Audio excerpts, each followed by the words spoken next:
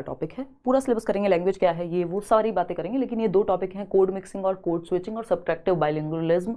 ये मैंने आपको हिंदी में भी सबसे पहले कराया था और इंग्लिश में भी करा रही हूँ। ठीक, तो क्योंकि ये इतना तो पढ़ के आपको डीट प्लस बी के लिए भी जाना होगा, कल को कोई भी एग्जाम होता है रीट में भी और कहीं भी इंग्लिश पेडागोजी आती है तो ये सब तो पढ़ के जाना ही है, चाहे लेवल 1 हो 2 हो, कोई फर्क नहीं पड़ता। कई लोग ये भी पूछते हैं क्या ये पेपर 1 के लिए है?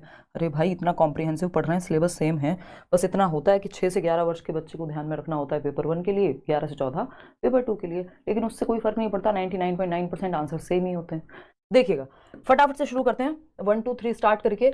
सब्ट्रैक्टिव बाइलिंगुअलिज्म यानी ऋणात्मक, क्या कहते हैं, द्विभाषावाद। बाइलिंगुअलिज्म मोनोलिंगुअलिज्म होता है, मोनो मतलब सिंगल, यानी जो एक भाषा जानता हो। बाइलिंगुअल किसको कह रहे हैं हम? जो दो भाषाएं जानता हो। बाय का मतलब भी होता है दो, बाई डाइसेक्ट करते हैं ना जैसे, है ना। तो अगर हम बात करें दो, बाइसाइकिल भी आई थिंक वहीं से आया होगा, तो दो यानी दो भाषाएं जानता हो। और मल्टीलिंगुअलिज्म बहुभाषी, वो जो कई भाषाएं जानता हो। ठीक है ना, क्लियर है इतनी बात? तो मोनोलिंगुअल जो एक भाषा जाने, बाइलिंगुअल जो दो, मल्टीलिंगुअल जो कई भाषाएं जाने। इसमें पॉलीग्लॉट और वो सब भी होते हैं जो 5 भाषाएं जान रहे हैं, बट आप 2 से अधिक में फिर बाइलिंगुअल में, मल्टीलिंगुअल में डाल सकते हैं। तो सब्ट्रैक्टिव बाइलिंगुअलिज्म क्या है, इस बार खूब पूछा गया।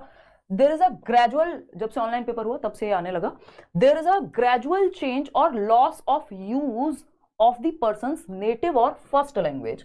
जब आप दूसरी भाषा सीख लेते हैं तो आपकी पहली भाषा में कमी आ जाती है उसके इस्तेमाल में। क्यों? क्योंकि आप दूसरी भाषा का इस्तेमाल ज्यादा करने लगते हैं, तो जो आपकी L2 है वो बड़ी हो जाती है, उसका जो यूज है वो बड़ा हो जाता है आपकी L1 से। यानी मदर टंग आपको हिंदी आती थी, आप भारत से अमेरिका चले गए, वहां इंग्लिश सीखी या यहां से सीख के गए, और अब आपके जीवन में 20 सालों तक इंग्लिश का ही प्रयोग है। अब आप इंग्लिश ही प्रयोग करते हैं तो आपकी हिंदी कमजोर हो गई है उसकी वजह से, या यूज में कम है, law of use and disuse है थॉर्नडाइक का। तो हम ये कहेंगे कि भाई बाकी बातें मैं क्वेश्चंस बाद में लूंगी, ये जो आप सुपर चैट वगैरह में कर रहे हो सब बाद में, पहले पहले इधर आ जाओ, है ना, लास्ट में जाके बात करेंगे उस पर। तो लैंग्वेज 1 छोटी हो जाती है या कम यूज में आ जाती है, और लैंग्वेज 2 जो है वो ऊपर चली जाती है क्योंकि उसका इस्तेमाल ज्यादा है। तो यानी बाइलिंगुअलिज्म, दो भाषाएं तो आपको आती हैं लेकिन एक भाषा सब्ट्रैक्ट हो रही है, यानी उसका इस्तेमाल कम हो रहा है, उसकी वजह से आपको उसमें उसके यूजेज में समस्या आएगी। अगेन मैंने उस दिन भी एग्जांपल दिया था, एक बच्चा है जो अभी मैं क्वेश्चन भी कराऊंगी, एक बच्चा है जो भोजपुरी बोलता था, फिर वो महाराष्ट्र चला गया तो अब वो वहां पे ही मराठी बोलना सीख गया और भोजपुरी यूज नहीं करता है। दैट मीन्स किसका एग्जाम्पल है? सब्ट्रैक्टिव बाइलिंगुअलिज्म का।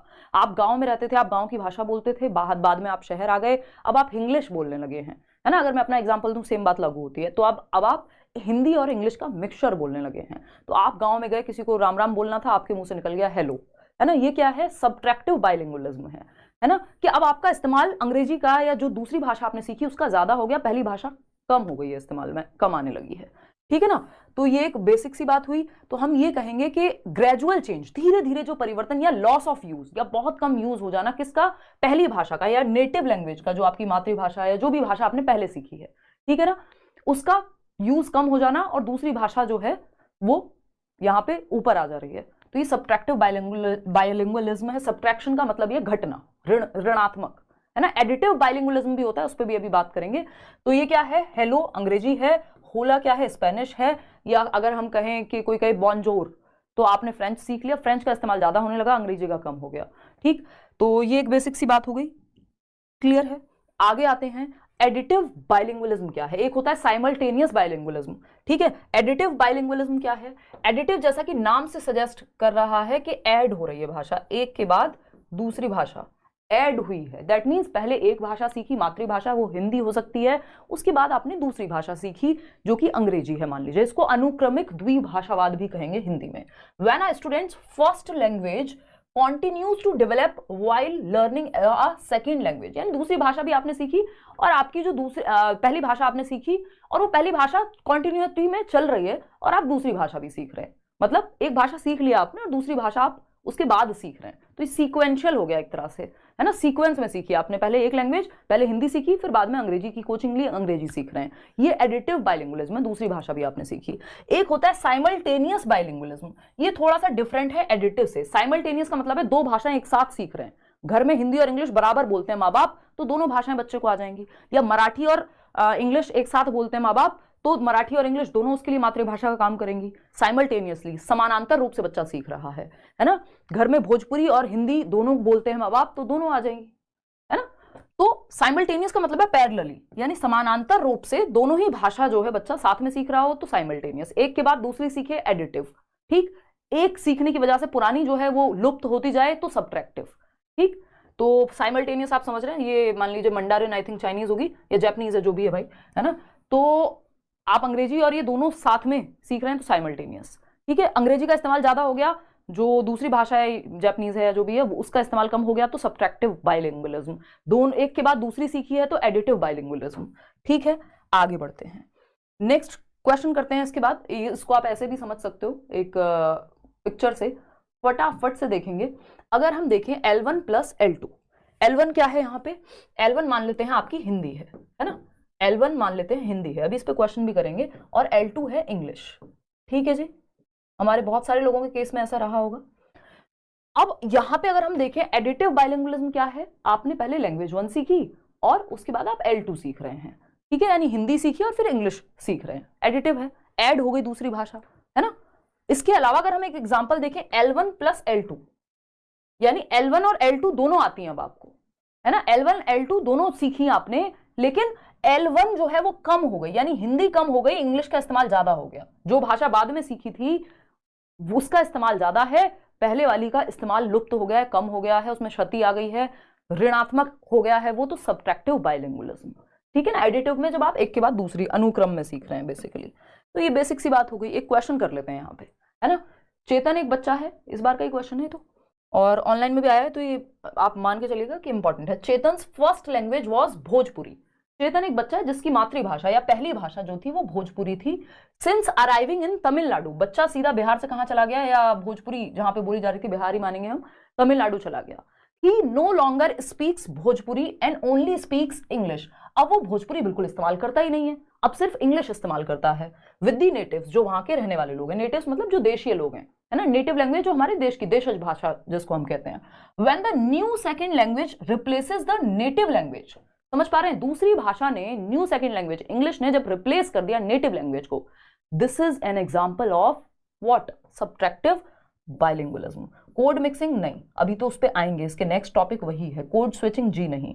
बाइलिंगुअलिज्म देखो, दो भाषाएं जानता है और दो भाषाओं का प्रयोग कर रहा है तो बाइलिंगुअल है, लेकिन यहां पे कहा है एक भाषा कम हो गई है दूसरी भाषा के आने से, तो सब्ट्रैक्टिव बाइलिंगुअलिज्म है।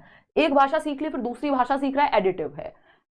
जो दोनों भाषाएं एक साथ सीख रहा है तो साइमल्टेनियस बाइलिंगुअलिज्म है एक तरह से, ठीक है ना। इतनी बात क्लियर है, होपफुली क्लियर होगी, कोई दिक्कत परेशानी दर्द समस्या यहां तक नहीं होगा। इस पे भी एक क्वेश्चन करेंगे, कोड स्विचिंग और कोड मिक्सिंग पे भी। कोड स्विचिंग क्या है और कोड मिक्सिंग क्या है। कोड का तात्पर्य यहां भाषा से है एक तरह से, ये बोलने में यूज होता है। कोड मिक्सिंग और कोड स्विचिंग का इस्तेमाल स्पीकर्स करते हैं, यानी जो वक्ता हैं वो करते हैं, ठीक है ना।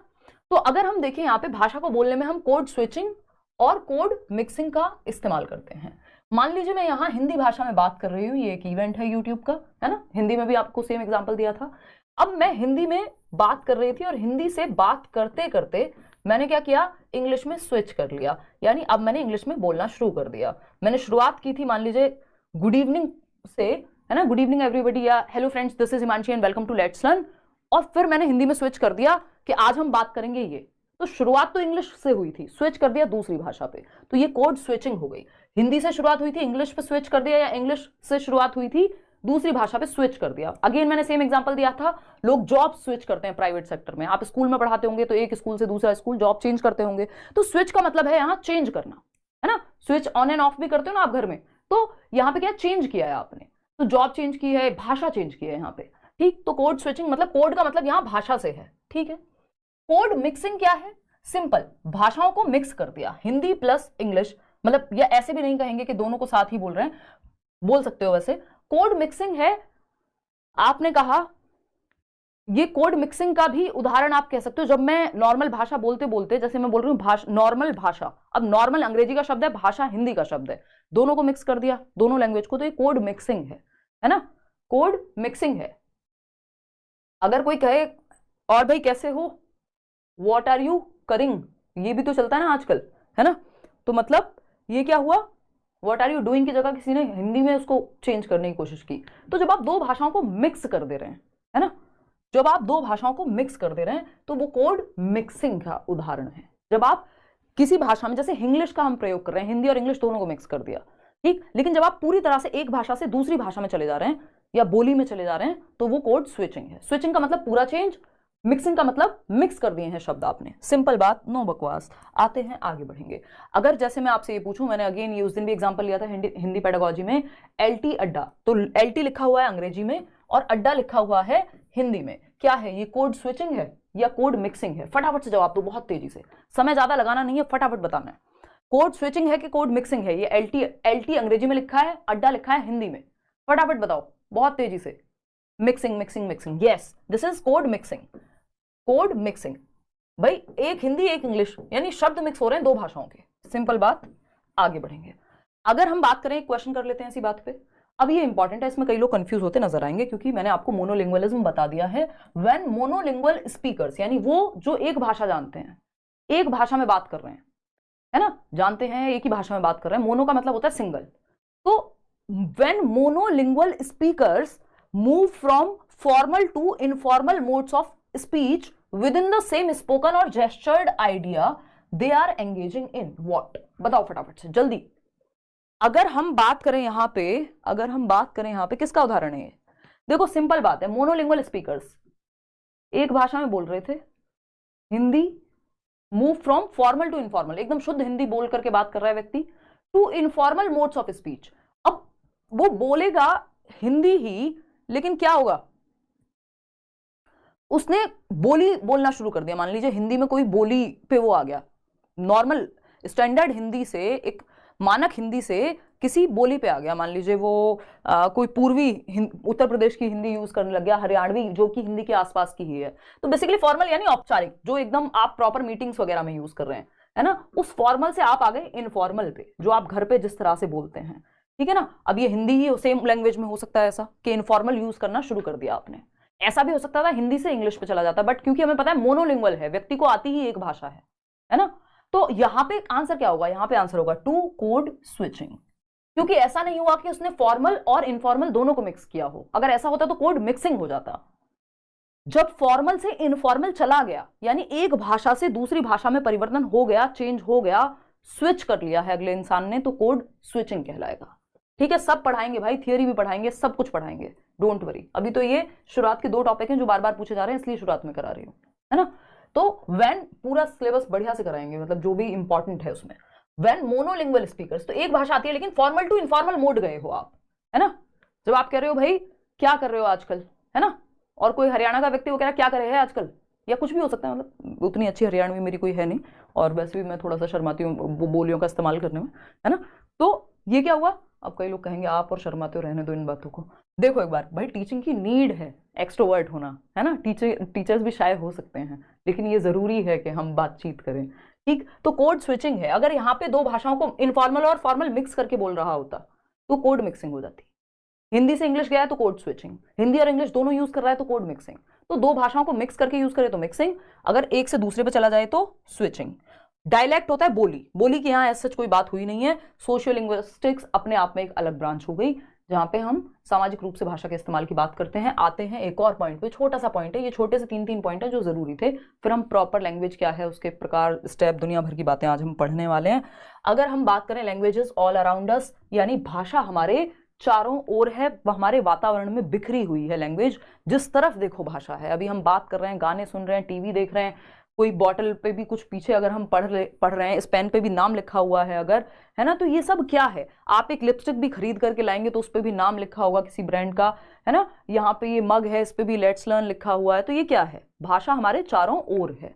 तो भाषा हमारे एनवायरमेंट में, हमारे वातावरण में, हमारे परिवेश में बिखरी हुई है। ये बात एकदम सही है, इसमें कोई दिक्कत नहीं है, और इसी से हम भाषा को अर्जित कर लेते हैं। तो अब भाषा को, अगर हमें लैंग्वेज को अच्छे से सिखाना है बच्चे को, तो हमें दो चीजें करनी चाहिए। पहला है, एक तो उसको फैमिलियर एनवायरनमेंट देना चाहिए, यानी परिचित परिवेश, जहां जो भी भाषा आप सिखाना चाह रहे हैं उसका परिचित परिवेश। तो हम कैसे कहते हैं, जब आप इंग्लिश सीख रहे हैं तो इंग्लिश बोलने वाले लोगों के बीच में रहो, इंग्लिश मूवीज देखो, इंग्लिश सॉन्ग्स सुनो, इंग्लिश न्यूज़पेपर पढ़ो, इंग्लिश में वीडियोस देखो, व्हाटएवर, यानी परिचित परिवेश में जिस भी भाषा को आप सिखाना चाह रहे हैं उसका परिवेश मिलना बहुत जरूरी है। क्योंकि लैंग्वेज वैक्यूम में या बंद कमरे में नहीं सीखी जाती, समाज में सीखी जाती है, सामाजिक अंतःक्रिया, सोशल इंटरेक्शन से सीखी जाती है। एनवायरमेंट चाहिए उसके लिए। प्रिंट रिच एनवायरमेंट दूसरी महत्वपूर्ण चीज है कि क्लासरूम में, अगर आप क्लासरूम में सिखा रहे हैं तो एनवायरमेंट में चारों तरफ भाषा होनी चाहिए, यानी प्रिंट रिच एनवायरमेंट होना चाहिए। बाला जिसको हम कहते हैं बिल्डिंग एज लर्निंग एड्स, यानी आपकी जो बिल्डिंग है वो learning aids, teaching learning material की तरह काम करे। एक तरफ ABCD लिखी हुई है दीवार पे, दूसरी तरफ कोई कविता लिखी हुई है, तो एनवायरमेंट पूरा प्रिंट रिच है। कहीं बच्चे क्या है अंताक्षरी खेल रहे हैं, इंग्लिश में या हिंदी में जो भी भाषा वो सीखना चाहते हैं, तो एक तो फैमिलियर परिचित परिवेश होना चाहिए उस भाषा का, उसके बोलने वाले आसपास वो भाषा हो चारों तरफ। इमर्शन मेथड में भी यही होता है कि हम डुबा देते हैं बच्चे को आसपास पूरी, मतलब भर भर के वही लैंग्वेज है जिसको हम सिखाना चाह रहे हैं, इसलिए इमर्जन कहते हैं उसको, है ना। ये छोटी छोटी बातें जो मैं आपको साथ में बताते चलूंगी, है ना, पेपर में आ जाती हैं। और ये इमर्शन मेथड में भी यही होता है कि आप पूरा परिवेश ऐसा दे देते हो जिसमें बच्चा डूब जाए, उसको चारों तरफ वही भाषा नजर आए और कुछ नजर ही ना आए। आपको भेज दिया जाए कहीं पे 6 महीने के लिए जहां इंग्लिश बोली जाती है, आप अपने आप इंग्लिश बोलना सीख जाएंगे, है ना। तो स्टार्ट करते हैं, खैर मतलब कंटिन्यू करते हैं। तो भाषा हमारे परिवेश में बिखरी होती है, इस पे एक क्वेश्चन आया था जिसमें से आपको समझना, देखो अगर रेडियो सुन रहे हैं आप तो भी ये परिवेश का हिस्सा है, यानी भाषा हमारे परिवेश में बिखरी है। टेलीविजन पे भी भाषा है, जब आप नाटक देख रहे हैं कोई, यानी अनुपमा देख रहे हैं, कोई और सीरियल देख रहे हैं, रामायण देख रहे हैं, है ना, महाभारत देख रहे हैं, न्यूज़पेपर पढ़ रहे हैं, उसमें कोई एडवर्टीजमेंट देख रहे हैं, वधु और वर की तलाश है, शादी.com खोल रहे हैं, कुछ भी कर रहे हैं, फोन में कुछ भी चला रहे हैं, मैसेज टाइप कर रहे हैं, क्या है, चारों तरफ भाषा ही तो है।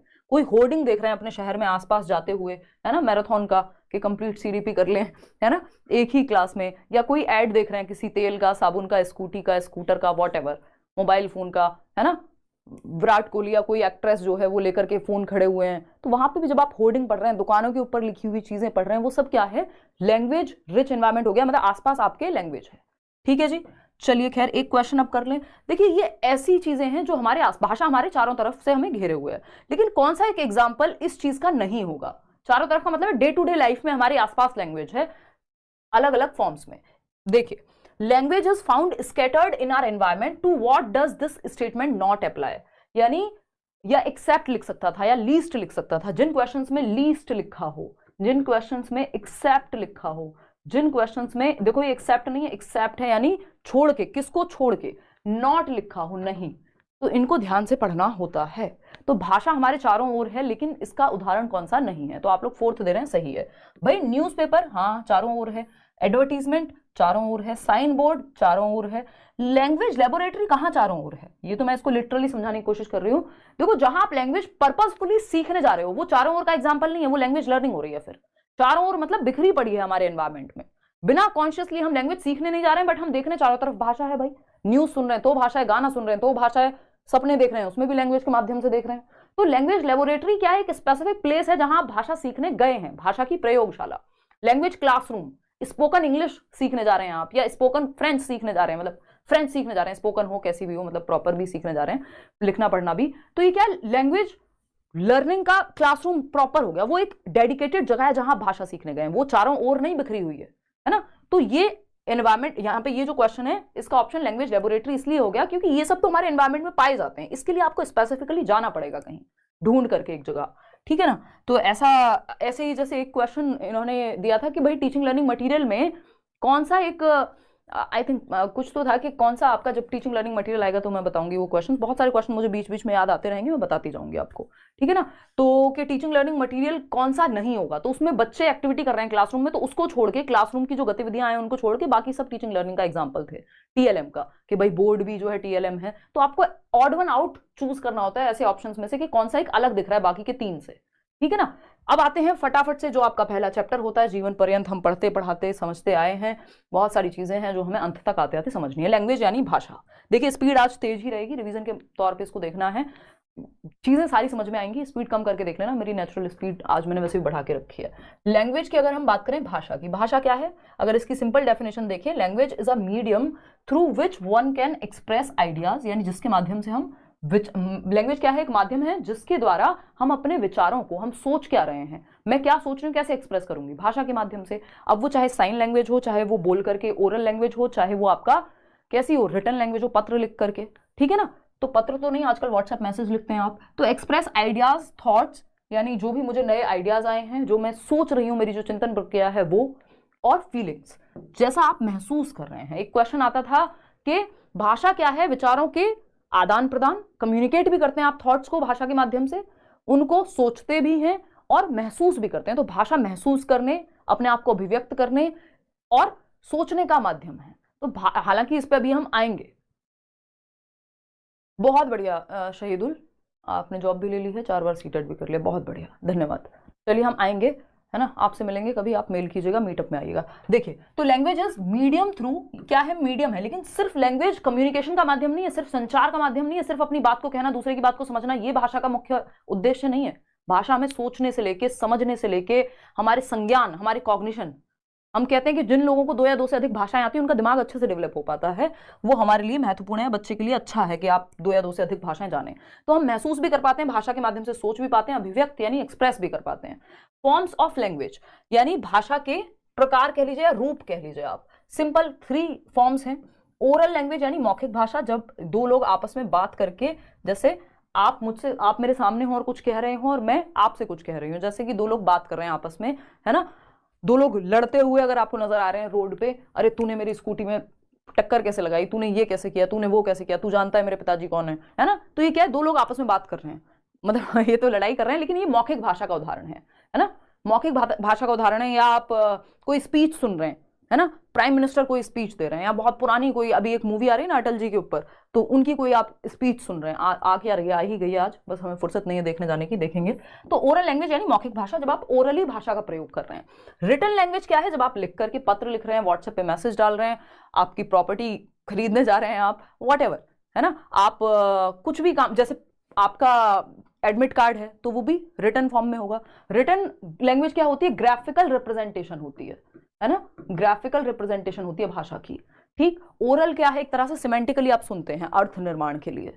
साइन लैंग्वेज की अगर मैं बात करूं तो आपकी जो इंडियन साइन लैंग्वेज है, इसको स्टैंडर्ड यानी मानकीकरण की बात की है इसकी नेशनल एजुकेशन पॉलिसी में, कि इसको स्टैंडर्डाइज्ड बनाएंगे। जो लोग जिनको मूक बधिर या बधिर लोग हैं, जो डेफ एंड डम की कैटेगरी में आते हैं, जो बोल और सुन नहीं सकते, उनके लिए प्रयोग होती है, आपने न्यूज़पेपर वगैरह में भी देखा होगा, और ये भी एक नेचुरल लैंग्वेज मानी जाती है, इसमें कोई समस्या नहीं है ना, ये भी भाषा का एक माध्यम है। और अगर हम देखें तो पहले तो हम साइन लैंग्वेज यूज करते ही थे, मतलब बहुत पुराने समय में, आज भी करते हैं। हम कहते हैं गुड की जगह हमने कहा ये, है ना, आंखें दिखा दी किसी बच्चे को, डरा दिया आपने, तो ये भी क्या है, साइन लैंग्वेज है। जेस्चर से, हाव भाव से आपके, है ना, आप कह रहे हैं मतलब बढ़िया लग रहे हो, जीरो नहीं लग रहे हो, बढ़िया लग रहे हो, ये क्या साइन लैंग्वेज होगी।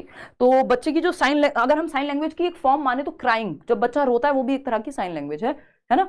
तो चलिए खैर आते हैं वापस, अब हम बात करें ओरल लैंग्वेज की, इस पर ज्यादा समय नहीं देंगे, बेसिक बात है। ओरल लैंग्वेज मतलब बोल करके या सुन करके जब आप भाषा का प्रयोग कर रहे हैं, अभिव्यक्ति कर रहे हैं या रिसीव कर रहे हैं। रिटन लैंग्वेज ज्यादा स्थायी होती है, ये हमें पता है, क्यों, क्योंकि हम ये कहते हैं भाई अपनी बात से मुकर जाओ आप, हमें क्या पता लगेगा। आपने आज कहा, अरे मैंने कल कहा था कि,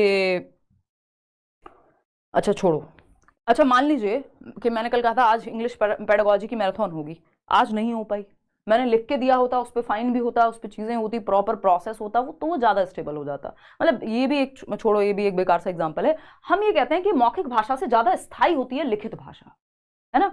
जब भी हम कहते हैं हमें किसी बात पे भरोसा पक्का कराना हो कि यार लिख के दे दे, है ना, कि लिख के दो कि ऐसा ही होगा, आप करते हैं क्यों दूं भाई लिख के, क्योंकि साइन प्रॉपर करेंगे आप, या कोई भी पेपर आप साइन कर रहे हैं तो आपको पता है कि वो ज्यादा क्रेडिबल है। चेक अगर साइन कर दिया तो उसकी वैल्यू है, ज्यादा वैल्यू है, बजाय कि आपकी मुंह से कुछ भी कह देने की बजाय। तो रिटन लैंग्वेज जो है वो ज्यादा स्थायी होती है, इज मोर स्टेबल और क्रेडिबल, ज्यादा विश्वसनीय होती है than the oral language itself, यानी जो मौखिक भाषा है उससे ज्यादा स्टेबल है, ज्यादा स्थायी है, ज्यादा विश्वसनीय है।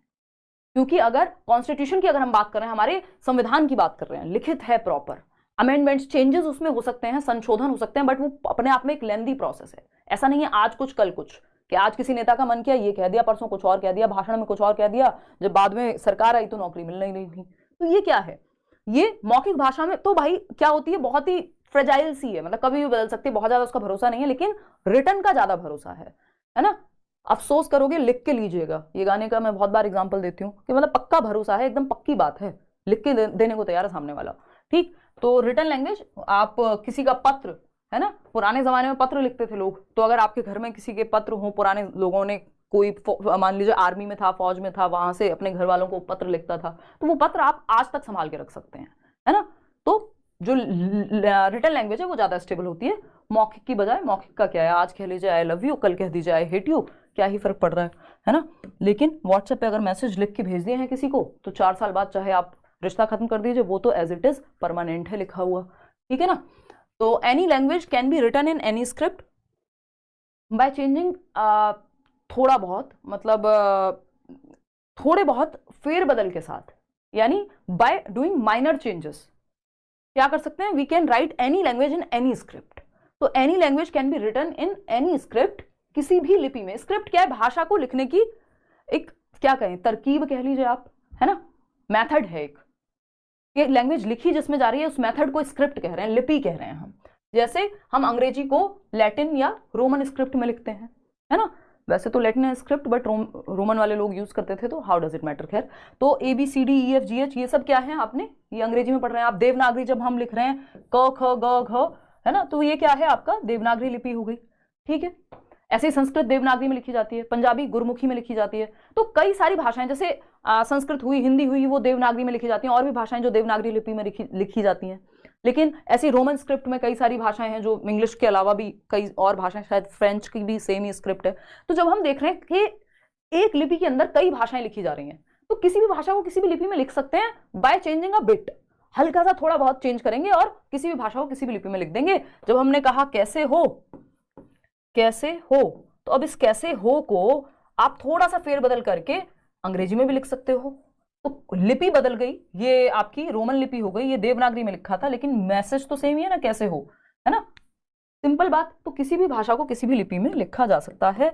अब हम बात भाषा की कर ही रहे हैं, तो हम डायलेक्ट यानी बोली की भी बात कर लेते हैं। बोली क्या है, एक रीजनल फॉर्म है लैंग्वेज की, एक लैंग्वेज का छोटा रूप कह लीजिए, या क्षेत्रीय रूप है अगर मैं कहूं भाषा का, कि जो भाषा है वो ज्यादा मानकीकृत होती है, ज्यादा बड़े स्तर पे ज्यादा प्रूवन है, ज्यादा चीजें हैं। बोली छोटा रूप है ना, कि किसी हम अवधि, आई थिंक बोली है ना, हाँ, तो हम ये कहेंगे कि कई सारी सबसेट्स हो सकते हैं लैंग्वेज के, छोटे रूप जिसको हम बोली कह रहे हैं, ठीक है ना। चलिए, धन्यवाद विमलेश। तो ये एक बेसिक सी बात हो गई, चलिए आगे बढ़ते हैं। अब तो किसी भी भाषा को किसी भी स्क्रिप्ट में लिख सकते हैं। अब अगर हम बात करें, एक नंबर का क्वेश्चन आता ही है, फोनीम और मॉर्फीम और सिंटैक्स, ठीक है ना। फोनोलॉजी पहले ये समझ लेते हैं, फिर मॉर्फीम और फोनीम में आपको बता दूंगी। फोनोलॉजी, फोनोलॉजी देखो, फोन साउंड, स्पीकर, फोन से साउंड का संबंध है। फोन उठा के क्या किया जाता था, पहले तो सिर्फ यही होता था, आजकल तो आप फोटो खींच लो, 50 चीजें कर लो, बट नेचुरली क्या होता था, फोनोलॉजी का मतलब साउंड से है, जहां फोन वर्ड आ जाए साउंड समझ लो, है ना। ये जो स्पीकर बना हुआ है, स्पीच फॉर्म ऑफ लैंग्वेज यानी भाषा का मौखिक रूप, जिसमें हम भाषा को बोलने से या सुनने से संबंधित बात कर रहे हैं। फोनोलॉजी क्या है, एक तरह से ध्वनि विज्ञान हो गया, जिसमें आप पूरा एनालिसिस कर रहे हैं कौन सी ध्वनि कैसे बनती है, क्या होता है। इस फोनोलॉजी से ही जुड़ी हुई एक चीज है जिसपे बहुत बार क्वेश्चन आया है, फोनीम या स्वनिम कह देते हैं हम हिंदी में। फोनीम, फोनीम क्या है, अगेन जब फोन लिखा है तो साउंड से ही संबंधित होगी, और साउंड का एस्पेक्ट कहां होता है, उच्चारण में यूज करते हैं हम साउंड का, प्रोनाउंसिएशन, है ना। कई लोग प्रोनाउंसिएशन बोलते हैं, बट इट्स प्रोनाउंसिएशन, उच्चारण, हाउ डज इट मैटर, है ना। जब आप पढ़ाएंगे, एक लैंग्वेज टीचर बनेंगे, तो आप अपनी भाषा पे काम कर लीजिएगा अगर इतना खराब उच्चारण है तो, क्योंकि टीचर्स से बच्चे भी सीखते हैं, है ना। कई तो इंग्लिश के टीचर ऐसे खतरनाक मिल जाते हैं, वो इंग्लिश को ही इंग्लिश बोलते हैं। अब वो क्षेत्रीय प्रभाव है, इस बात में कोई दिक्कत नहीं है ना। अगर आपको ये क्वेश्चन भी आता है कई बार कि एक बच्चा है जो सड़क को सरक बोलता है, तो क्या दिक्कत है इसमें, कोई दिक्कत नहीं है, वो उसकी मातृभाषा का प्रभाव है, उसकी क्षेत्रीय भाषा, उसकी रीजनल लैंग्वेज, उसकी मदर टंग का प्रभाव है। लेकिन when you are a teacher of English, तो आपकी जिम्मेदारी है कि आप इंग्लिश को इंग्लिश बोल पाए, है ना। तो अब ऐसा नहीं कि उनको, अब हम ये कहें भाई उनको ऐसा ही माहौल मिला होगा, ठीक है, लेकिन हमारी खुद की भी एक इंडिविजुअल रिस्पॉन्सिबिलिटी होती है एज अ टीचर भी, और हम एज एन इंडिविजुअल भी, कि हम अपने आप को बेहतर बनाएं, है ना। जब मैं भी दिल्ली आई थी तो जीन्स को जिन्स बोलती थी, आई थिंक, मेरे को याद है, ठीक है ना। तो बहुत सारी चीजें हम over the period of time सीखते हैं, यदि हम खुद पे काम करें तो, है ना। खैर, वो एक अलग कहानी है। तो साउंड क्या है, अब गणित का टीचर भाई लैंग्वेज गलत बोले समझ में आता है, लेकिन लैंग्वेज का टीचर लैंग्वेज ही गलत बोले तो थोड़ी सी दिक्कत होती है। थोड़ी बहुत गलतियां सब करते हैं, बट मेजर दिक्कत नहीं होनी चाहिए। तो फोनीम यानी साउंड के एस्पेक्ट, हम कहीं और ही निकल गए बातों में। तो ये स्मॉलेस्ट यूनिट ऑफ साउंड है, यानी साउंड की, ध्वनि की सबसे छोटी इकाई, smallest unit of sound, smallest unit of sound, ठीक है बात, स्मॉलेस्ट यूनिट ऑफ साउंड यानी ध्वनि की सबसे छोटी इकाई। जब हम च बोल रहे हैं CH, ख बोल रहे हैं KH, तो भाषा में कौन से कॉम्बिनेशन से मिलकर कैसी साउंड आएगी, इसका अपने आप में कोई मतलब हो ना हो जरूरी नहीं है, लेकिन साउंड की मतलब इसको फोनोलॉजिकल अवेयरनेस भी हम जोड़ सकते हैं इससे ही, कि भाषा ध्वन्यात्मक जागरूकता, कौन सी भाषा के कौन से वर्णों के मिलने से कैसी आवाज निकलती है, आप उसको लेके अवेयर हैं। तो फोनीम क्या है? Smallest unit of sound. ठीक, इसके बाद आता है मॉर्फीम।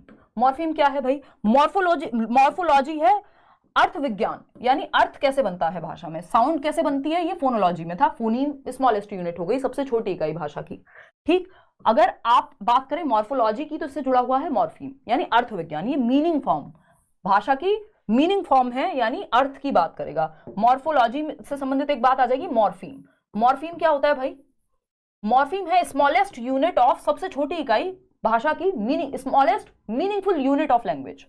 मीनिंगफुल यानी जिसका कोई अर्थ है, अर्थ की सबसे छोटी इकाई, मीनिंगफुल यूनिट, स्मॉलेस्ट सबसे छोटी इकाई अर्थ की। इससे ज्यादा आपने तोड़ दिया शब्द को तो अर्थ नहीं बचेगा। जैसे वाटर को अगर आपने तोड़ दिया, वाटर को अगर आपने और ब्रेक किया तो कुछ नहीं बचेगा। वो और टर, ना तो वो का कोई मतलब है ना टर का कोई मतलब है। ठीक है ना? तो ये मीनिंग, जिसका कोई मीनिंग हो उसकी सबसे छोटी इकाई। फोनीम क्या थी? साउंड की सबसे छोटी इकाई, कि साउंड ही नहीं बचेगी अगर इसको और फर्दर ब्रेक कर दिया, तो इसलिए इसको ब्रेक नहीं कर सकते भाई। CH या C को भी ब्रेक कर दोगे तो साउंड ही नहीं बचेगी ना। ठीक है ना? तो वो सबसे छोटी इकाई है भाषा की। तो साउंड्स कैसे बनती हैं वो फोनीम में आ जाएगा। अगर हम बात करें सिंटैक्स की, सिंटैक्स क्या है भाई? सिंटैक्स क्या है? सिंटैक्स स्ट्रक्चर से संबंधित है ना? सिंटैक्स स्ट्रक्चर से संबंधित है, कहां सब्जेक्ट आएगा, कहां वर्ब आएगी, कहां ऑब्जेक्ट आएगा, यानी ग्रामेटिकल एस्पेक्ट में भाषा सही है कि नहीं, वर्ड का ऑर्डर सही है कि नहीं, है ना? ऐसा तो नहीं है हमने लिख दिया गोज राम स्कूल, जबकि आना क्या था? Ram goes to school. ठीक, तो हमें पता है एक क्वेश्चन आता है मैडम ड्राइव्स बाइसिकल। इसमें दो चीजें मैं बता दूंगी आपको फटाफट से, ये इंपॉर्टेंट है, 1 नंबर का क्वेश्चन आता है इसलिए समय लगा रहे हैं। मैडम ड्राइव्स अ बाइसिकल, ठीक है, यानी मैडम एक बाइसिकल चलाती हैं, ड्राइव करती हैं। अब इसमें कैसी मिस्टेक है? पहला ऑप्शन है सिमेंटिकल, सिमेंटिकल मिस्टेक है, सिमेंटिकल। दूसरा ऑप्शन है सिंटैक्टिकल या सिंटैक्स वाली मिस्टेक है, सिंटैक्टिकल।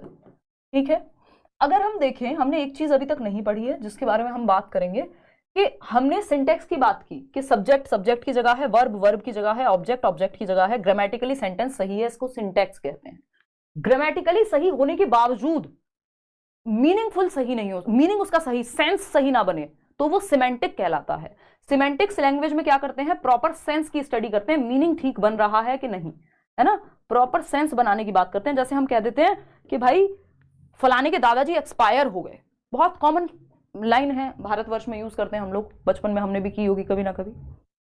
अब सिमेंटिकली अगर हम देखें तो ये बात गलत है, क्योंकि दादाजी एक्सपायर कैसे हो सकते हैं? दादाजी कोई दवाई थोड़ी थे कि उनपे एक्सपायरी डेट लिख के आई थी, ब्रेड का पैकेट थे कि उनपे एक्सपायरी डेट लिख के आई थी। इंसान के साथ एक्सपायरी डेट थोड़ी आती है, पता नहीं कब तक है, जिए तो 100 साल, नहीं तो 10 साल भी नहीं, मतलब 10 साल थोड़ा कम हो गया अगर कोई बीमारी हो जाए, मतलब यू नेवर नो। तो वहां पे एक्सपायरी डेट नहीं है, तो वो सेंस गलत बन गया उसका, है ना? एक्सपायर्ड नहीं हो सकते दादा, कोई दवाई नहीं थे, पास रवे होंगे, डेथ हो सकती है उनकी, है ना? तो ये एक बेसिक सी बात हो गई। डिमाइज हो गया उनका, बहुत सारे शब्द हो सकते हैं। तो सिमेंटिकली गलत हो गया वो शब्द अगर हम ऐसा कर रहे हैं। ये कैसे गलत है? देखो यहाँ पे सब्जेक्ट तो सही है, मैडम की जगह मैडम है, वर्ब की जगह ड्राइव की जगह ड्राइव्स तो है ही, और आपका ऑब्जेक्ट की जगह ऑब्जेक्ट है।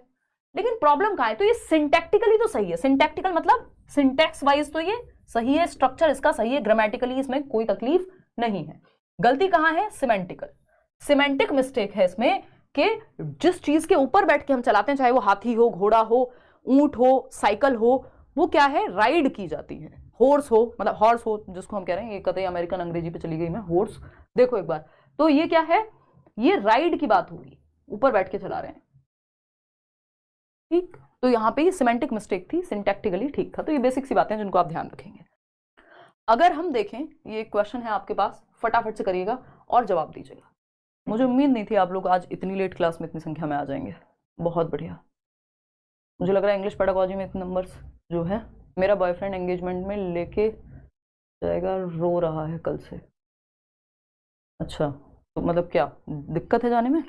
तैयारी हो गई तो चले जाओ कल, वैसे भी कितना ही पढ़ाई कर लोगे, नहीं हुई है तो पढ़ो जाकर, रोने तो कोई बात नहीं, ऐसे कलेशी इंसान के साथ क्यों रहना है? देखो एक बार, उसको पता नहीं पेपर है। चलो आओ इधर आ जाओ। मतलब कमाल के लोग हैं, मतलब कितनी सीरियस पढ़ाई चल रही है यहाँ, मैं घंटों घंटों से पीपीटी तैयार करके लाई हूँ, इतना पूरा सिलेबस है, इनको पढ़िए अपने दुख की है। ये बाकी 23,000 लोग पागल हैं।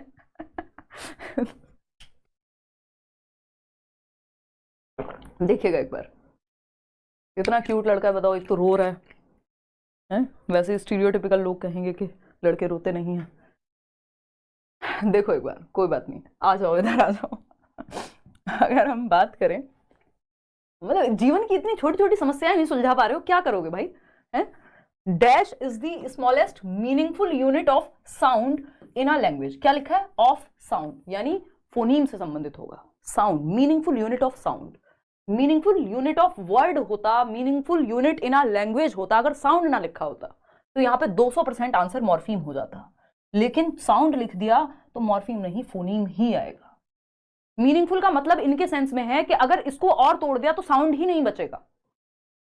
अगर चौ को और तोड़ दूं तो फिर इसमें साउंड बचेगा ही नहीं ना, यानी जिसको फर्दर ब्रेक नहीं किया जा सकता, जिसको और तोड़ा नहीं जा सकता। ठीक है ना? मॉर्फीम है वर्ड की या अर्थ की सबसे छोटी इकाई, मतलब जिसमें अर्थ की बात हो रही हो, मीनिंग हो जिसका, कोई साउंड के सेंस में नहीं, वर्ड के सेंस में। सिमेंटिक सेंस की बात करेगा कि वर्ड तो सही है लेकिन वो जहां यूज होना चाहिए वहां कर रहे हैं कि नहीं कर रहे हैं, है ना? सिंटेक्स आपके स्ट्रक्चर की या ग्रामर की बात करेगा। इतनी बात क्लियर है? होपफुली क्लियर हो गई होगी। चलिए आगे बढ़ते हैं फटाफट से। भारत में बहुत सारी लैंग्वेज फैमिलीज चलती हैं, जिनमें से अगर हम बात करें, हमें सारी लैंग्वेज फैमिलीज नहीं पढ़नी है। हमको क्या पढ़ना है, फटाफट से देखते हैं। श्रुतलेख पढ़ाया था, कहाँ समस्या है? सब कुछ क्यों पढ़ाना है भाई? ये क्रैश कोर्स के जैसा है, जो बहुत महत्वपूर्ण है वो सारी चीजें लाई जाएंगी। एक दो चीजें तो कॉमन सेंस से भी सॉल्व कराओगे कि नहीं? है? करा देंगे वीना। चलो इधर आ जाओ। अगर हम बात करें तो लैंग्वेज फैमिलीज यानी भाषा के भी परिवार हैं, जैसे आप लोगों का परिवार होगा एक, ठीक? तो इंडो यूरोपियन लैंग्वेज फैमिली में हिंदी और इंग्लिश आते हैं, और भी बहुत सारे हैं, गुजराती भी इसी में आता है, लेकिन बस ये एक जनरल नॉलेज के लिए है, बहुत पुराने समय पे एक क्वेश्चन आया हुआ था इससे। हिंदी और इंग्लिश कहाँ आते हैं? इंडो यूरोपियन फैमिलीज में आते हैं, ठीक? बाकी द्रविडियन है जिसमें कन्नड़, मलयालम, तमिल, तेलुगु, तिब्तो बर्मन है, ऑस्ट्रो एशियाटिक है, एंडमनीज है, इस तरह की कई सारी फैमिलीज हैं। बस बेसिक आपको यही ध्यान रखना है कि इंडो यूरोपियन में आपका हिंदी, इंग्लिश, गुजराती ये सब आते हैं। आ जाते हैं कैरेक्टरिस्टिक्स ऑफ लैंग्वेज पे। 1 नंबर का क्वेश्चन पक्का पक्का है, हर पेपर में आया है आज तक। अगर हम बात करें भाषा की विशेषताएं या फीचर्स ऑफ लैंग्वेज, यानी भाषा के विशेषताएं या फीचर्स, देखते हैं फटाफट से।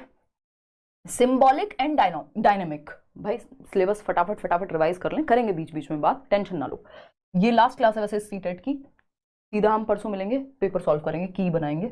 सिंबॉलिक एंड डायनामिक भाषा क्या होती है? सिंबल्स का एक प्रॉपर, सिंबल्स की एक बॉडी है, यानी सिंबॉलिक है, सिस्टमैटिक है, सिंबल्स का सिस्टम है। भाई ये सब क्या है? सिंबल्स ही तो है, एक तरह से ABCD, कहीं ना कहीं सिंबल्स ही तो हैं। हालांकि हम इनको कह रहे हैं भाई ये अल्फाबेट है, A to Z या लेटर्स हैं, ठीक? तो सिंबॉलिक है, डायनामिक है, समय के साथ परिवर्तित होती रहती है, स्टैटिक नहीं है, फिक्स्ड नहीं है। लैंग्वेज फिक्स्ड नहीं है। हर साल हम देख रहे हैं भाई ऑक्सफोर्ड डिक्शनरी में इतने शब्द घट गए, इतने शब्द जुड़ गए, तो फिक्स्ड नहीं है, स्टैटिक नहीं है लैंग्वेज, कि हमेशा एक जैसी स्थिर नहीं है भाषा, कि सेम रहेगी। आज से 20 साल पहले जो भाषा बोली जाती थी, आज उसमें बहुत हद तक परिवर्तन आ चुका है ना? आप पुरानी रामायण देखिए और जो धीरे धीरे नए रूप आए हैं रामायण के, उनको देखिए, आपको समझ में आ जाएगा समय के साथ भाषा में कितना बदलाव हुआ है। कई बार तो अभद्रता तक आ जाती है ना? तो अगर हम बात करें, वो कौन सी मूवी आई थी, आदि पुरुष, तो वो थोड़ा सा ज्यादा ही आउट ऑफ द बॉक्स जाने के चक्कर में गड़बड़ हो गई वहां। तो फिक्स्ड या स्टैटिक नहीं होती लैंग्वेज, है ना? जिस तरह के गाने, जिस भाषा में गाने पहले गाए जाते थे, वो हिंदी में भी बदलाव है। आज के आप गाने सुनेंगे तो वो आपको डिफरेंट वर्ड्स वहां पे मिलेंगे, ठीक है ना? तो सिंबॉलिक एंड डायनामिक है, सिंबल्स के माध्यम से बनी है भाषा और चेंज होती रहती है, चेंजेबल है, अमेंडेबल है। स्ट्रक्चर्ड एंड रूल गवर्नड, यानी एक प्रॉपर स्ट्रक्चर है, संरचना है भाषा की, सेकेंड फॉर्म आएगी, फर्स्ट फॉर्म आएगी, कहाँ कैसे, सब्जेक्ट वर्ब, पूरा अरेंजमेंट है, और रूल्स हैं, यानी रूल गवर्नड होती है जो आपकी लैंग्वेज होती है, जिसको हम कह देते हैं सिस्टम्स ऑफ सिस्टम्स। यानी भाषा क्या है? प्रणालियों की प्रणाली है, सिस्टम ऑफ सिस्टम्स है ना? कि रूल गवर्नड बॉडी है, यानी प्रॉपर रूल्स के तहत बंधी हुई है, नियम होते हैं भाषा में, कुछ नियमबद्ध प्रणाली है अगर मैं कहूं, या प्रणालियों की प्रणाली है। ये नए तरीके से पूछा जाने लगा है पेपर में। स्ट्रक्चर्ड होती है, एक संरचना में पाई जाती है, ठीक है? मीन्स ऑफ कम्युनिकेशन, संचार का, संप्रेषण का माध्यम है, अपनी बात को कहने का, दूसरे की बात को सुनने का, ये क्या? संप्रेषण का माध्यम हो गया, जो कि एक बेसिक सा फीचर है भाषा का। A carrier of civilisation and culture, यानी सभ्यता एवं संस्कृति की वाहक है। हमारी संस्कृति की, हमारे यहाँ कैसे कपड़े पहने जाते थे, कौन सी पेंटिंग किस रंग से मिलके बनती है, मधुबनी पेंटिंग कैसे बनती है, ये सब क्या है, हम अपने कल्चर को भाषा के माध्यम से तो आज हम पढ़ पा रहे हैं। चाहे हम अपने ग्रंथों की बात करें, चाहे हम अपने लिटरेचर की, साहित्य की बात करें, तो हमारी संस्कृति और हमारी सभ्यता भाषा के माध्यम से ही आगे बढ़ती है। मैं और आप यहाँ बात नहीं कर पाते, समझ नहीं बेहतर कर पाते अपनी, अगर भाषा ना होती तो, ठीक है ना। मीडियम ऑफ इंस्ट्रक्शन, भाषा क्या है, आपकी जिस शिक्षा या जिसको हम कहते हैं अनुदेशन का एक मीडियम है, यानी सीखने और सिखाने का एक माध्यम है। लैंग्वेज इज आर्बिट्रेरी, इसमें बहुत कंफ्यूजन रहता है लोगों को। भाषा स्वच्छंद है, इंडिपेंडेंट है, आर्बिट्रेरी है ना। आर्बिट्रेरी कैसे है, मतलब जैसी लिखी जाती है और जैसी दिखती है, यानी लिखी जाती है या जैसी, मान लीजिए इस पेन को अगर 10 बोला करते तो ये 10 हो जाता। भाई पेन को पेन क्यों बोलते हैं, कोई इसमें आपस में रिलेशन तो है नहीं। या फिर एलिफेंट शब्द देख के आपको आइडिया लग जाएगा एलिफेंट इतना ही बड़ा होता होगा, नहीं, जोड़ दिया, एलिफेंट को पेलीपेंट बोलते अगर तो पेलीपेंट हो जाता भाई। तो मतलब कोई ऐसा खास संबंध नहीं है, कोई इनेट रिलेशनशिप नहीं है लैंग्वेज के मतलब बोले जाने में या लिखे जाने में। इंडिपेंडेंट है ये, जैसी लिखी जाती है और जैसी बोली जाती है उन दोनों के बीच में कोई खास रिलेशन नहीं है। हमने इसको बॉटल कहना शुरू कर दिया, अगर हम इसको थ्रॉटल कहते तो थ्रॉटल हो जाती। तो ये इंडिपेंडेंट है, मीनिंग और राइटिंग से कोई खास ताल्लुक है नहीं, इनेट, अपने आप में कोई आंतरिक जुड़ाव नहीं होता। जैसे ये बॉटल में कुछ कुछ अपने आप बॉटल थोड़ी लेके आई है एक शब्द के मेरे को यही बोलो, तो इंडिपेंडेंट है ये, जैसी लिखी जाती है और जो इसका मीनिंग होता है उससे। बेसिक सी बात हो गई। एक क्वेश्चन कर लो इसी बात पे फटाफट से, which of the following is not a characteristic of a language, भाषा की विशेषता नहीं है। लैंग्वेज इज सिंबॉलिक, बिल्कुल सिंबल्स से ही बनी है, ये सब सिंबल्स ही तो हैं जो आप देख रहे हैं, ABCD सब कुछ। लैंग्वेज इज स्टैटिक, यानी स्थिर है या फिक्स्ड है। देखिए शब्द बदल सकते हैं, बात वही रहेगी क्योंकि लिमिटेड ही सिलेबस है, कहाँ से बनाएंगे, है ना।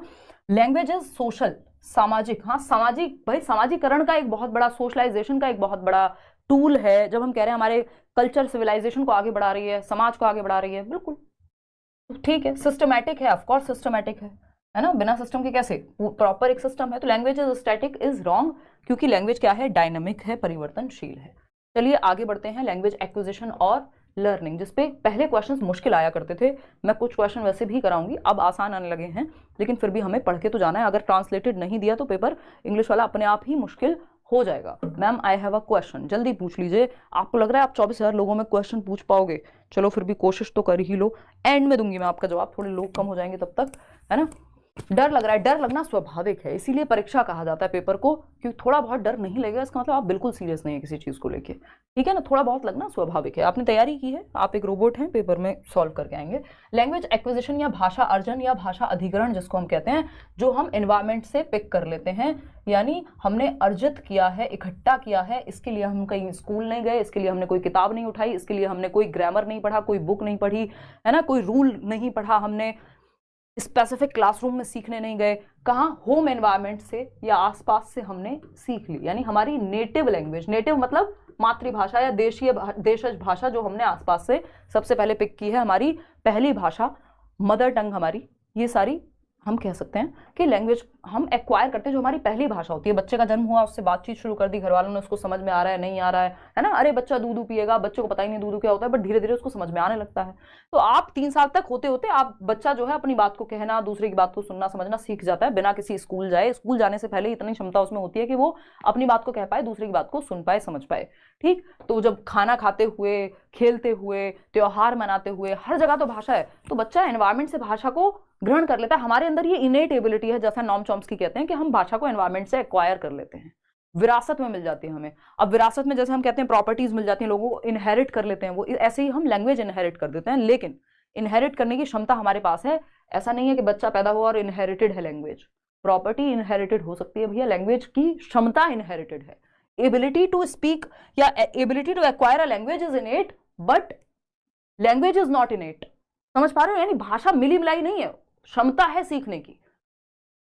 लैंग्वेज एक्विजिशन के बारे में 3 महत्वपूर्ण पॉइंट्स, ये मैंने हिंदी में नहीं बताया था, इंग्लिश में जरूरी है क्योंकि ये भाषा के साथ खेल जाते हैं और फिर गलत हो जाता है क्वेश्चन। फर्स्ट पॉइंट देखिएगा, when language is learned naturally and without any systematic practice it is called acquisition. यानी जब भाषा को हम नेचुरली यानी प्राकृतिक रूप से सीखते हैं, देखिए इंग्लिश में शब्द लर्निंग भी यूज होगा कई बार, और आप सोचेंगे लर्निंग तो अलग होता है, एक्विजिशन अलग होता है, जबकि ऐसा नहीं होगा। किस सेंस में पूछा है, अगर नेचुरली लिखा है तो मतलब एक्विजिशन की ही बात हो रही है, क्योंकि और बताओगे कैसे, when language is learned naturally. भाई भाषा को सीखा है कैसे, प्राकृतिक रूप से।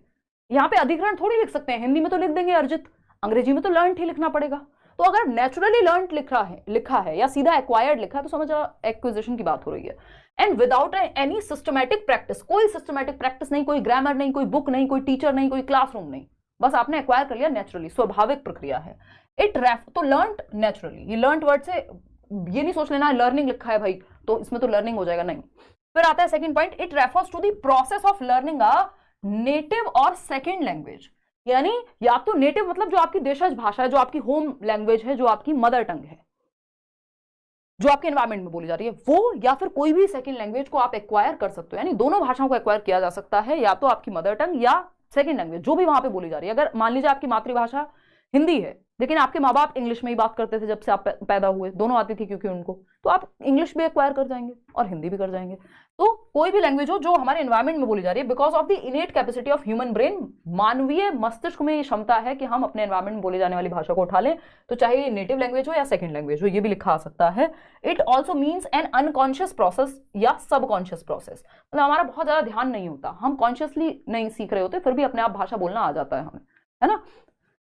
When language is used in real conversation, तो हम क्योंकि रियल कन्वर्सेशन में, वास्तविक जीवन में बातचीत में सुन रहे हैं अपने घर वालों को, आसपास कार्टून देख रहे हैं, तो बचपन से हम बोलना सीख जाते हैं। स्कूल जाते जाते बच्चा अपनी बात को कहना शुरू कर देता है अपनी मातृभाषा में।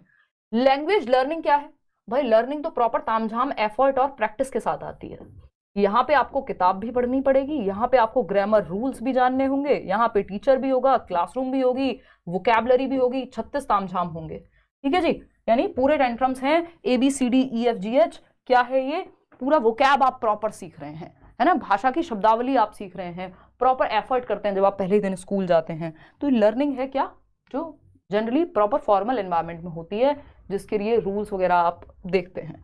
तो अगर लर्निंग की मैं बात करूं, when a language is learned in a systematic वे, उससे पहले क्या लिखा था, when in a natural way, तो नेचुरल वे में without systematic practice acquisition, in a systematic way and consciously, तो लर्निंग हो जाएगा, it is known as learning. तो सिस्टमैटिक वे, ABCD, पहले अल्फाबेट सीखेंगे, फिर वर्ड्स को फॉर्म करना सीखेंगे, उनका मीनिंग सीखेंगे, रूल्स सीखेंगे। Learning a language is all inclusive process, बहुत इंपॉर्टेंट है ये। क्या है, भाषा को सीखना एक समावेशित प्रक्रिया है जिसमें हम लैंग्वेज स्किल्स को, लिसनिंग, स्पीकिंग, रीडिंग, राइटिंग, क्या सीखते हैं हम, इंटीग्रेटेड फॉर्म में सीखते हैं, एकीकृत रूप में सीखते हैं।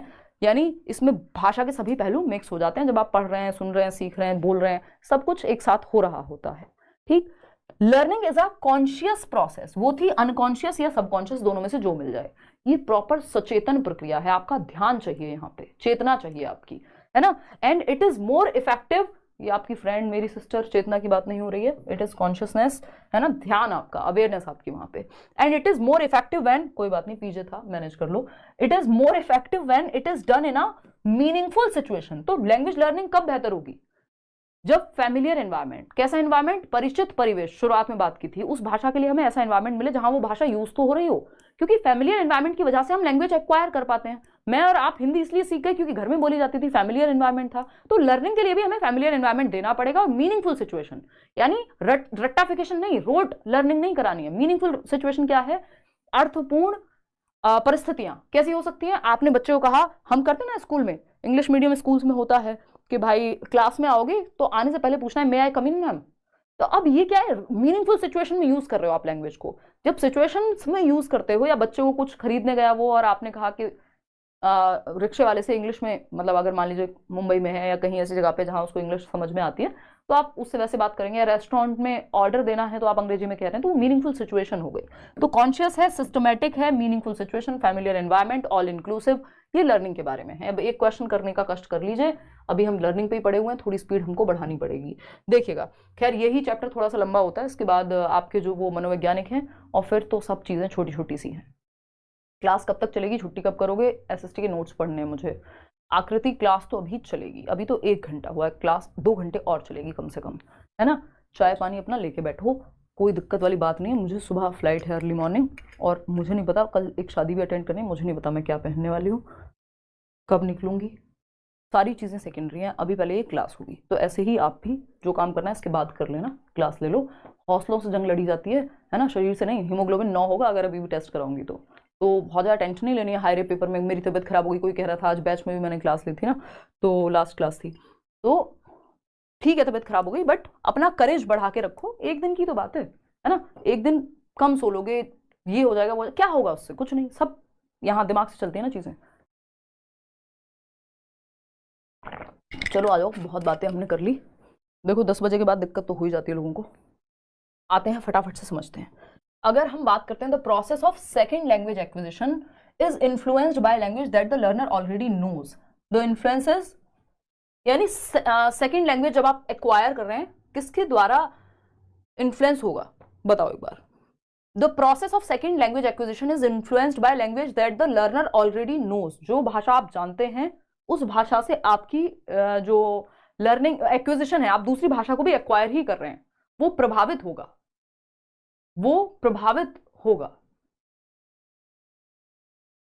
यानी दूसरी भाषा को सीखने में पहली भाषा इन्फ्लुएंस कर रही है, यानी लैंग्वेज ट्रांसफर। क्या है? Language transfer. सिस्टमैटिक एरर नहीं है, फोनोलॉजी नहीं है, दिस इज लैंग्वेज ट्रांसफर। आगे बढ़ते हैं, एक्विजिशन एंड लर्निंग का फटाफट से एक कंपैरिजन देखते हैं क्विक, और समझते हैं कहानी क्या है ना। ये आप लोग कमेंट्स में ना देखो फटाफट से। अगर हम बात करें यहाँ पे, अगर हम यहाँ बात करें, एक मिनट रुकना, देखो अगर मैं बात करूँ एक्विजिशन एंड लर्निंग की, तो एक्विजिशन सिंपल पता है आपको, ये चाइल्ड की पहली लैंग्वेज है, यानी जो आप पहली भाषा सीखते हैं वो एक्विजिशन कहलाती है। जनरली जो एक्वायर्ड लैंग्वेज, हालांकि दो भाषाएं भी हो सकती हैं, बट हम ये मानते हैं कि मदर टंग तो आपने एक्वायर की ही होगी, मातृभाषा तो आप, फर्स्ट लैंग्वेज तो बच्चा एक्वायर करता ही है। जबकि लर्निंग में फॉर्मल नॉलेज चाहिए आपको, ग्रामर से लेके टेक्स्ट बुक से लेके क्लासरूम तक। इसमें लैंग्वेज एक्विजिशन में आप पिकअप कर लेते हैं, उठा लेते हैं, भाषा अर्जित कर लेते हैं। यहाँ पे नोइंग अबाउट अ लैंग्वेज, आपको भाषा के बारे में जानना पड़ता है कि ABCDEFGH ये सारी बातें सब कॉन्शियस होती है, यानी ध्यान ज्यादा नहीं होता, ऑटोमेटिकली नेचुरल होती है, ये कॉन्शियस होती है, यहाँ ध्यान लगाना पड़ता है। इम्प्लिसिट नॉलेज होती है, आपके दिमाग में अपने आप भर जाती हैं चीजें। और दूसरी होती है जो लर्निंग में एक्सप्लिसिट, जब आप प्रॉपर भर रहे हैं मेहनत करके, रूल सीख रहे हैं, याद रख रहे हैं, ग्रामर पढ़ रहे हैं, वो एक्सप्लिसिट है। ये वैसा ही है जैसे प्रोसीजरल और डेक्लेरेटिव नॉलेज है। प्रोसीजरल नॉलेज इम्प्लिसिट होती है, आपको साइकिल कैसे चलानी है पता है, बाय डिफॉल्ट आपको पता है, स्किल्स के थ्रू पता है, स्टेप प्रोसीजर सारा पता है। लेकिन एक्सप्लिसिट डिक्लेरेटिव होती है कि आपको परिभाषा लिखनी है किसी चीज की, ठीक। Formal teaching does not help, कि जरूरी नहीं है, आपको कोई फॉर्मल टीचिंग की जरूरत नहीं है जब आप भाषा को एक्वायर कर रहे हैं, यहाँ आपको फॉर्मल टीचिंग की हेल्प लेनी ही पड़ेगी। चलिए आगे बढ़ते हैं नेक्स्ट क्वेश्चन पे, फटाफट से समझते हैं। देखिएगा ये क्वेश्चन कई बार पूछा जा चुका है। The most important factor which is responsible for the differentiation between language learning and language acquisition. भाषा को सीखने, भाषा अधिगम और भाषा अधिग्रहण के बीच में मुख्य अंतर जो है वो किसका है, फटाफट से बताएंगे, नहीं तो वो कह रहा है अपनी फोटो भेजना फंक्शन की। भगवान जाने जाऊंगी भी या नहीं, मेरा कोई भरोसा नहीं है, फ्लाइट्स बुकड हैं, बट सुबह का सुबह देखेंगे, इतना लंबा नहीं सोचते हैं जीवन में। देखिए एक बार फटाफट से बताओ कि grammar of language, assessment in language, text book of language या लैंग्वेज इन्वायरमेंट। देखिए मुख्य जो डिफरेंस है वो है लैंग्वेज इन्वायरमेंट का। अगर परिवेश मिला तो आप भाषा को एक्वायर कर जाएंगे, अगर आपके परिवेश में हुई वो भाषा। अगर इंग्लिश बचपन से आपके घर में बोली जाती है आप एक्वायर कर लेते। लर्निंग में ग्रामर भी हो सकता है, आकलन भी होगा जब पढ़ाएंगे तो, और टेक्स्ट बुक भी होगी, लेकिन मुख्य अंतर होता है परिवेश का, लैंग्वेज इन्वायरमेंट का। इतनी बात क्लियर है। आगे बढ़ेंगे। स्टेजेस ऑफ लैंग्वेज डेवलपमेंट मुझे और आपको पता है, फिर भी हमें रिवाइज तो करनी ही होंगी, है ना। मास्टर तो आपको बन के रहना है इस साल, इतना तो तय है। देखिएगा कूइंग की अगर हम बात करें तो कूइंग है, ये सब तो पहले से लिखा हुआ था यार। कूइंग क्या है? आप बच्चा जो है आवाजें निकालता है टेढ़ी मेढ़ी, 6 हफ्ते यानी 1.5 महीने के आसपास, च प क, जिसका कोई मतलब नहीं होता, बस वो आवाजें निकालना सीख रहा है। शुरुआत तो हो जाती है क्राइंग से ही, जब से वो रोना शुरू करता है बर्थ के टाइम पे। फिर आता है बैबलिंग। बैबलिंग है लगभग 6 महीने के आसपास, बच्चा सिंगल सिलेबल शब्द यानी वाउल और कॉन्सेंट को मिला के कुछ बोलने लगता है, जैसे बा, मा, इस तरह से। वन वर्ड की अगर हम बात करें तो 1 साल तक आते आते एक शब्द क्लियरली वो बोलने लगेगा, वोकैबुलरी होगी उसकी 2 से 3 शब्दों की। 2 वर्ड स्टेज, टेलीग्राफिक स्पीच भी कहते हैं इसको, कि जब पहली बार नया सेंटेंस यहीं पे बनाना शुरू करता है, 2 शब्दों को जोड़ के एक नया सेंटेंस, मम्मी खाना, तो ये सेंटेंस है जो 18 से 24 महीने, 1.5 से 2 साल के बीच में होगा। फिर 2 से 4 साल के बीच में वो लंबे सेंटेंसेस भी बोलना सीख जाता है। ये आपकी स्टेजेस हैं। वो कैब का आपको पता ही है, बार बार बताने की जरूरत मुझे नहीं लगता है, फिर भी है तो आप पहले ये क्वेश्चन सॉल्व कर लीजिए। मैं वो कैब प्रोफेसर स्मिथ के अकॉर्डिंग आपको पता ही है, 1 साल में 2 शब्द, 2 साल में 272 शब्द, 5 साल में 2072 शब्द। ठीक है, ये वोकेबलरी, ये शब्दावली होती है बच्चे की। 3 साल पूछे तो आप कहेंगे 900 प्लस शब्द, इसी के आसपास जो भी उत्तर होगा वो लगा देंगे। एक जगह पे पूछा हुआ है 4 साल कहेंगे तो 1600 या 1500 शब्द, 1500 शब्द के आसपास की वोकेबलरी होती है। अब क्वेश्चन कर दो फटाफट से solve. Rohit is 7 months old, Rohit है जो 7 महीने का बच्चा है, इन्फेंट है, शिशु है। He has started making sounds that combine consonants and vowels, यानी जो वॉवेल हम पढ़ते थे बचपन में, तो वाउल एंड कॉन्सोनेंट साउंड्स को वो मिक्स करता है, ए ई आई ओ यू, है ना, साउंड्स अलग होती हैं, उस पर भी आएंगे अभी। तो कॉन्सोनेंट और वाउल साउंड्स को वो मिक्स करता है। 7 महीने का है तो क्या करेगा 7 महीने का बच्चा? क्वीन करेगा? नहीं, ये तो 6 हफ्ते में ही करने लगेगा, 6 वीक्स यानी 1.5 महीने में ही। 6 महीने में तो बैबलिंग आती है। फोनीम तो यहीं पे आ गए थे ना, अगर देखा जाए तो बैबलिंग आती है 6 महीने में। तो आते हैं बलबलाना कहते हैं जिसको हम हिंदी में। अब as per Indian constitution English की क्या जगह है, क्या स्थान है, वो देख लेते हैं। भारतीय संविधान के अनुसार अंग्रेजी क्या है? एसोसिएट ऑफिशियल लैंग्वेज है, यानी जो ऑफिशियल लैंग्वेज है हिंदी, उसकी सहकारी भाषा है ना। उसके साथ में इसको यूज किया जा सकता है, बहुत जगह पे हम इसको यूज करते हैं, है ना। और अगर हम जहाँ पे ऑफिशियल लैंग्वेज हिंदी यूज नहीं हो रही है वहां इंग्लिश होती है, ठीक है ना, कोई दिक्कत नहीं आदित्य, है ना। अगर हम बात करें AOL एसोसिएट ऑफिशियल लैंग्वेज, किस एक्ट में आया था ये? जल्दी बताओ फटाफट से। ओला। ऐसा नहीं है, ये कई बार क्या करते हैं, अगर इनको आपसे मजे ही लेने हो तो कह देंगे एसोसिएट ऑफिशियल लैंग्वेज एक्ट 1963, जबकि एसोसिएट ऑफिशियल लैंग्वेज एक्ट कोई नहीं था। यही एक्ट था एक सिंगल, जिसके माध्यम से ओला, ये कैब नहीं है आपकी बट याद रख सकते हो उससे, ऑफिशियल लैंग्वेज एक्ट 1963 में, इसी के तहत आर्टिकल 3131 में हिंदी को ऑफिशियल लैंग्वेज यानी राजभाषा बनाया गया था। और इसी के तहत नेक्स्ट आर्टिकल 3432 में इंग्लिश को एसोसिएट ऑफिशियल लैंग्वेज, तो AOL है इंग्लिश और ऑफिशियल लैंग्वेज OL है हिंदी, सेम एक्ट है ओला। ठीक है जी, 1963 में ये आया था। इतनी बात क्लियर है? कोई दिक्कत परेशानी दर्द समस्या हो तो आप बता सकते हैं। हमारी राष्ट्रभाषा नेशनल लैंग्वेज कोई नहीं है, क्योंकि पूरे नेशन में कोई भी एक भाषा है ही नहीं जो बोली जाती हो। हिंदी भी जो है सारी जगह नहीं बोली जाती भारत में। आते हैं वापस से, कहाँ भाग गए थे भाई सारे आप, हैं? फिर आ गए और वापस अभी 16,000 15,000 कुछ ऐसा हो गया था, फिर से आगे 23,000 पे। क्या खेलते रहते हो? हाँ, नींद आ जाती है, चक्कर आ जाते हैं, यूट्यूब पे कुछ दिख जाता है।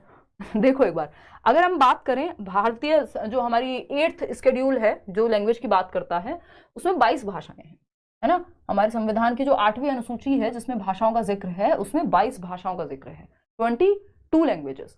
अगर हम बात कर सकते हैं, वॉश नहीं ले जा सकते हो भाई, कल बता दिया है, कोई बात नहीं। अब श्वेत आप पेपर दे आओ, उसके बाद ये करेक्ट करा लेना CBSE ऑफिस जाके, या वो करा के मेल वगैरह देखना एक बार। पर्पलगंज में हेड ऑफिस है इनका, आनंद विहार के पास, देखिए। तो अगर हम बात करें 22 भाषाएं हैं 8th शेड्यूल में, इसमें इंग्लिश नहीं आती है, ये बात बहुत जरूरी है, ध्यान रखना। इंग्लिश क्या है यहाँ पे? स्केड्यूल्ड लैंग्वेज में, जो ये आपकी 8वीं अनुसूची में जो भाषाएं हैं उसमें नहीं आती है, तो ये स्केड्यूल्ड लैंग्वेज नहीं है या शेड्यूल्ड लैंग्वेज नहीं है, जो भी आप बोलना चाहें, ठीक। तो क्योंकि इसमें इंग्लिश नहीं है, इसमें भारतीय भाषाएं हैं 22, अंग्रेजी इसका पार्ट नहीं है, हिंदी है, बोडो है, डोगरी है, बहुत सारी भाषाएं, लेकिन हिंदी है, संस्कृत है, लेकिन क्या नहीं है? अंग्रेजी नहीं है। तो इंग्लिश इज नॉट देयर, ये ध्यान रखना है आपको, ठीक। आगे बढ़ते हैं। अब 6 भाषाएं ऐसी हैं जिनको हम क्लासिकल लैंग्वेज कहते हैं, इस पर भी क्वेश्चन आता ही है जब से नेशनल एजुकेशन पॉलिसी आई है, ठीक है ना। भाई इनको डर लग रहा है, मोटिवेशन का एक इंजेक्शन लगवा दो कह रही हैं, अभी आएंगे, बाद में आएंगे। शूज तो पहन के जाओगे यार, ऑफकोर्स, है, मंदिर में थोड़ी जा रहे हो। 6 languages have been given the status of classical languages in India. तो क्लासिकल बोले तो सांस्कृतिक भाषाएं कह लीजिए आप। भारत में 6 भाषाओं को सांस्कृतिक भाषाओं का, क्लासिकल लैंग्वेजेस का दर्जा दिया हुआ है। इनको कैसे पढ़ाना है नेशनल एजुकेशन पॉलिसी के अनुसार? वैकल्पिक विषय के रूप में, एडिशनल लैंग्वेज के रूप में, एडिशनल सब्जेक्ट के रूप में, है ना। सेकेंडरी लेवल तक आप एडिशनल सब्जेक्ट के रूप में ये जो 6 भाषाएं हैं, सबसे पहले इसमें तमिल शामिल हुई थी 2004 में, संस्कृत इसी का पार्ट है 2005 में, फिर इसके बाद 2008 में कन्नड़ और तेलुगु, फिर आपकी मलयालम 2013 में, उड़िया जो है 2014 में। तो ये क्या क्लासिकल लैंग्वेजेस हैं, वो हम 8वीं अनुसूची में बात कर रहे थे। 8th शेड्यूल के अंदर 22 भाषाएं जो इससे पहले थी, ये क्लासिकल लैंग्वेजेस हैं, ठीक है ना। आते हैं एनसीएफ की बात कर लेते हैं। अब एनसीएफ को लेके अगेन फटाफट से समझेंगे, बहुत बार मैं ये क्लियर कर चुकी हूँ। वैसे एनसीएफ 2005 की माने तो ये क्वेश्चन आता है कि English is a global language और English is a funny language. मतलब फनी नहीं आता है, मजाक कर रही हूँ। तो English is a global language के इंग्लिश इज अ, अभी बोर हो गई हैं सिलेबस से। सच में शागुफी, मैं चाहती हूँ ये बदल जाए यार, है ना। अब नए लर्नर्स आते हैं, थोड़ा थोड़ा चेंज हो जाता है, तो उस चक्कर में चेंजेस करने पड़ते हैं, है ना। नहीं तो सेम ही हो गया सब कुछ। सही बोल रहे हो। देखो एक बार, बट आप लोगों के लिए अब हमारा ये क्या है, स्वधर्म है, पढ़ाना तो पड़ेगा। देखो मतलब आप लोग इतनी शिद्दत से सोचो, रात को 23,000 लोग अंग्रेजी की क्लास में कहीं देखे हैं दुनिया में? देखो एक बार, मेरा मोटिवेशन क्या है यार, जीवन में जिंदा हूँ, यही मोटिवेशन है। आप लोग मेरे थ्रू कुछ अच्छा हो पाता है, आप लोग कुछ सीख पाते हैं, अदरवाइज कोई मोटिवेशन नहीं। और बड़ा मुश्किल होता है ऐसा जीवन जहां ना चीजें आपको मोटिवेट करें और ना डिमोटिवेट करें। देखो एक बार आते हैं फटाफट से। अगर हम बात करें नेशनल करिकुलम फ्रेमवर्क एनसीएफ 2005, और ये काम मुझे पसंद है इसलिए मैं कर पा रही हूँ आज तक। एनसीएफ 2005, इस पे बात बाद में करेंगे, मीटअप में, संडे वार्ता में पढ़ लो अभी, है ना। सारे ज्ञान की बातें यही करनी है इनको। तो एनसीएफ 2005 की अगर हम माने तो इंग्लिश क्या है, ग्लोबल लैंग्वेज है कि सेकेंड लैंग्वेज है? बताओ फटाफट से। तो इंग्लिश ग्लोबल लैंग्वेज भी है और इंग्लिश सेकेंड लैंग्वेज भी है भारत में, दोनों ही हैं ये। दोनों जवाब सही है, लेकिन अलग अलग कॉन्टेक्स्ट में सही होंगे। ये ग्लोबल भी है और सेकेंड लैंग्वेज भी है अंग्रेजी। कहाँ कैसे जवाब देना है ये देखना है फटाफट से। अगर मैं कहूँ एनसीएफ की माने तो अकॉर्डिंग टू दी ऑब्जर्वेशन, अगर पेपर में आए ऑब्जर्वेशन के अनुसार English is a second language, क्योंकि सेकेंड लैंग्वेज एक्विजिशन एक हेडिंग है एनसीएफ में। अगर आप प्रॉपर पढ़ेंगे वो डॉक्यूमेंट, उसके अंदर बात हुई है किसकी, इंग्लिश की, और उसको ग्लोबल लैंग्वेज कहा गया है।